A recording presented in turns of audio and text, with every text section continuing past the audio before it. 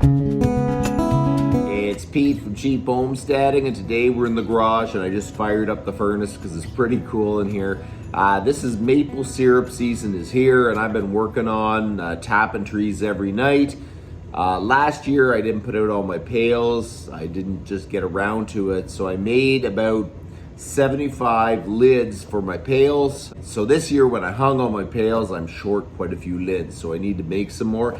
Last year I made very simple sap bucket lids out of aluminum, flat rolled aluminum, and that worked easy, but that was pretty decently easy to cut. A friend of mine had a big roll of tin, and I bought that off him to make sap bucket lids and some other projects, but it's much harder to cut, and I thought, how am I going to cut it? So I was looking into it. There's no way I was wanting to use a tin snips to cut it, and I looked into buying like a little shear, and it was just way too expensive. So I looked on Amazon and I saw an electric drill plate shear. It seems very simple, it seems relatively quick, and I watched a few people use them and they look pretty interesting. So I ordered one up. They're only $30, and if I can cut my tin and just do it in a reasonable time, it'll definitely be worth 30 bucks. So we're gonna unbox it, put it on the drill, give it a try, see if we can make some very simple sap bucket lids. So let's go. So this is what you get. It's electric drill refitting plate shear. I don't know what refitting is, but a plate shear kind of is self-explanatory. It basically mounts right to your drill, and I watched a few people, it seems to work pretty good. So what you get in here is, this is the business end of it. The main part of the mechanism, which has a serrated wheel and a smooth one, and as it turns, it pulls the material through and shears it right there. It's a kind of a cool, simple system. It's aluminum. I don't know how long it'll last, but it does seem relatively simple. So I mean, I hope it lasts a long time, because I mean, it just seems very, very simple way to cut tin relatively quickly. There's a few more wrenches in here and an Allen key, and here's a manual. Should look at this. Okay, so you can even use it on a electric drill, which, you know what, might be handy if you're in the shop. And there's a cordless drill there. You put that on here.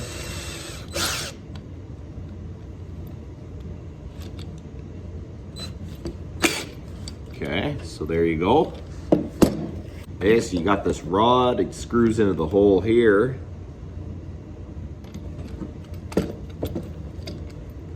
When you're using it, you want this to be pushing against the handle. So it comes with a little wrench. Tighten this up. Oh, it's not that size. What are they?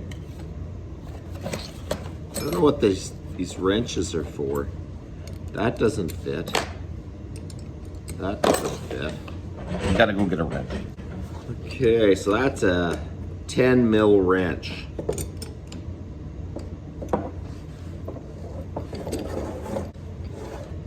Which I think it goes like this.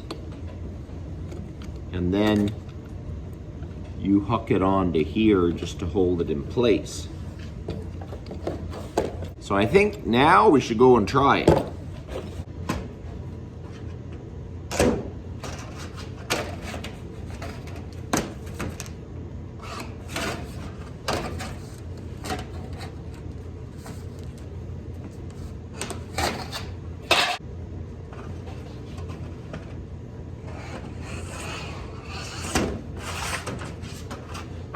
So I don't know what the gauge of this tin is. It's relatively thick. It's kind of the stuff you use for your sheathing around the edges of your house, your eaves and all that. So it's not too thick.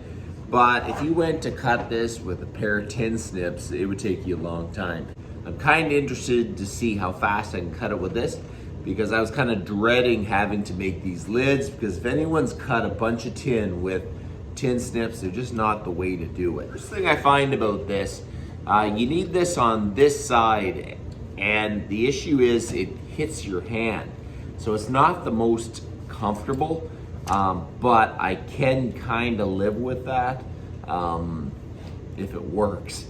So kind of, I think, just put it in here.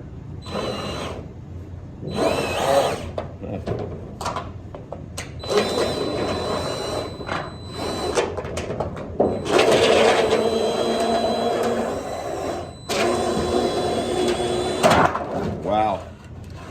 There's a little bit of a technique to it. At first it wasn't working very good, but when you're cutting, you kind of constantly kind of pull forward on it when you cut it, and then it cuts right through.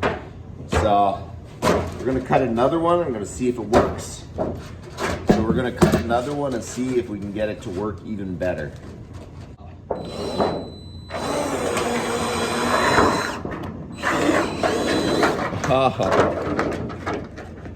It takes a bit of getting used to.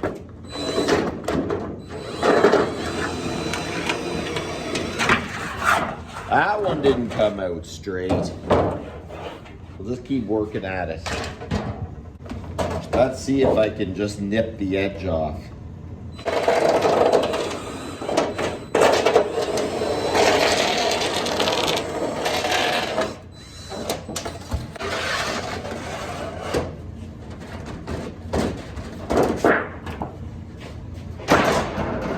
Like anything, I think you need to just practice with it a little bit. So I'm going to feather the trigger, get it in, and just gently lean forward with it.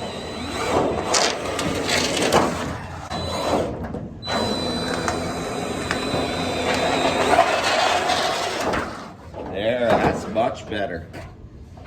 It's definitely very, very crisp. What you have to do is kind of ease into it, lean forward and push, and try not to get too far off, of course. Because once it goes crooked, it goes crooked. You lean it up like this, and then half trigger.